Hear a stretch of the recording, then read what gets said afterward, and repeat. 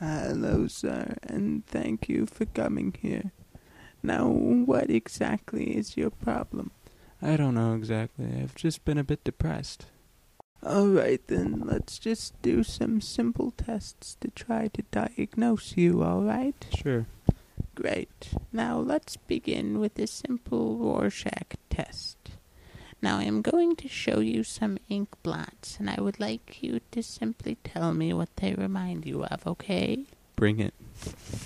Okay, that looks a bit like Suzanne Ciani.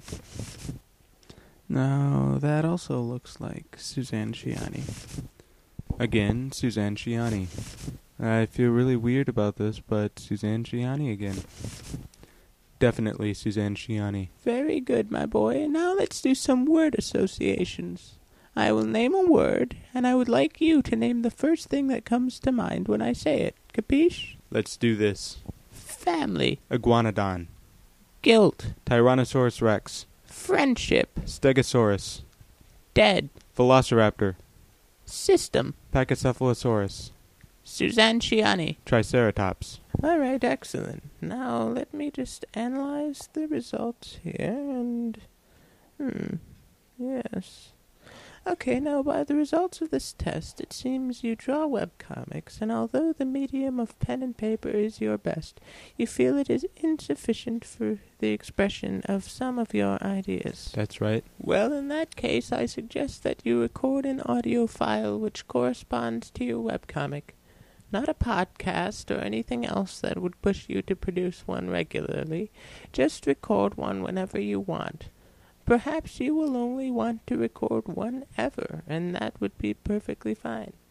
If that doesn't work, I suggest you consider taking up heroin. Well, I'll certainly try that, and I feel better already. Say, is that a tape recorder in your pocket, or are you just happy to see me? Yeah, that is actually tape. That is a tape recorder. I always record stuff like this in case it ends up in court or something. I think I might actually include this session in the audio file. Ah, I see. Now, what about that other... Why do you have 2 tape recorders in your pocket? Well,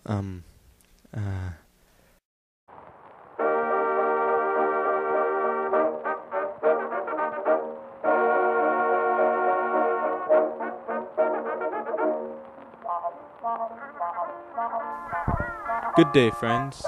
You're listening to a Cannonade of Hogwash, the blind people's edition.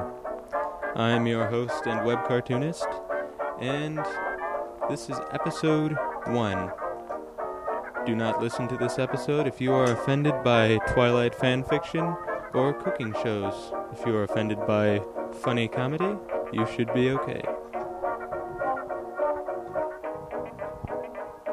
Alright, friends, now, I haven't read any of the Twilight books, nor have I seen any of the movies, but one of my sisters happens to be very much into the series, and from her and from the general public, I think I've picked up enough about the series to make a little fan fiction. So it's called The Choice, and without further ado, here it is. My, I must choose between Edward the Vampire and Jacob the Werewolf. Whom shall I choose? You should choose me because I'm all sparkly and shit. No, you should choose me. He's not even a vampire. He's just an incubus who pretends to be a vampire. I am not an incubus. Well, let's see. You don't drink human blood. Garlic and crosses have no effect on you. You were watching over her while she slept. Seriously, Jacob, stop it. I'm just trying to protect her. Wait a minute. Oh my god, what the hell is happening? Wasps under our skin, oh my god. Hello there. I am the archdemon Beelzebub, and I am madly in love with you. Get these wasps out of us. Sure thing. Oh my god. So I guess that narrows your choices down, doesn't it? Wait, I can bring them back to life. What happened? See how kind and sensitive I am. Choose me. I am a Tremolite, also an archdemon, and I love you. But I have already chosen. Nyarlathotep. Nyarlathotep, the crawling chaos. That's right. none other than myself. Now, everybody, look upon my true form. Don't look at him. You'll go insane if you do. Wait a minute, stop. Everybody stop. Bella is like 6 on a scale of 1 to 10, and she has a lukewarm personality. That's right. Never thought of that.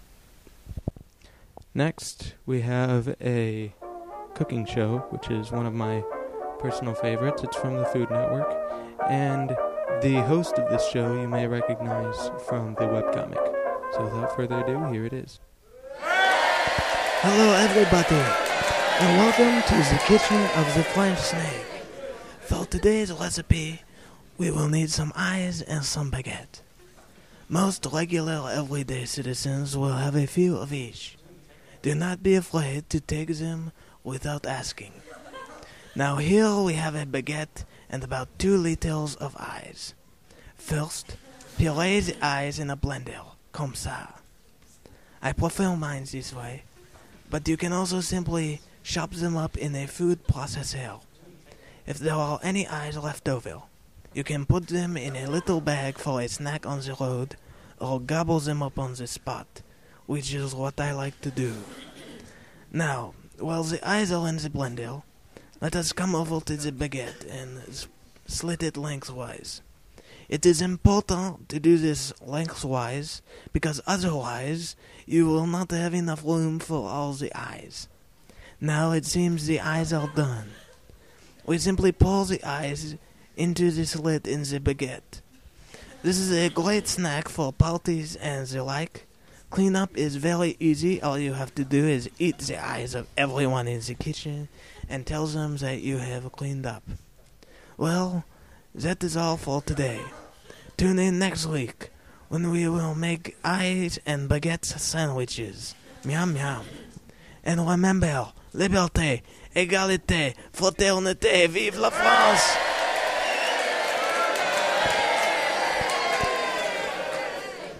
And while we're on the subject of the Food Network, I would like to show you another one of my favorite shows on that network. You may be familiar with 5-ingredient fix from the Food Network, but sometimes you just don't have time for 5 ingredients. So here's the show which is more suitable to my schedule and possibly yours. Here it is. Hello everybody, and welcome to One Ingredient Fix with Nathan Howard. I'm your host, Nathan Howard. Apple. You have been watching One Ingredient Fix. Thank you for tuning in, and we'll see you next time.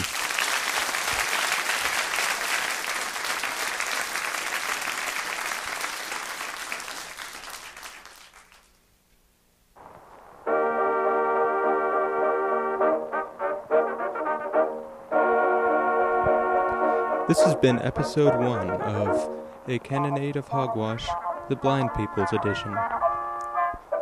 Some of the sound effects in this production were from the BBC Sound Effects Library. The music you hear now is Do Wackadoo by the Georgia Melodians.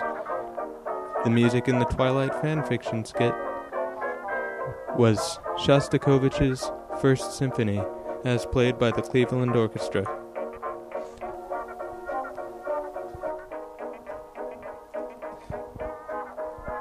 This file is under a Creative Commons Attribution 3.0 Serbia license.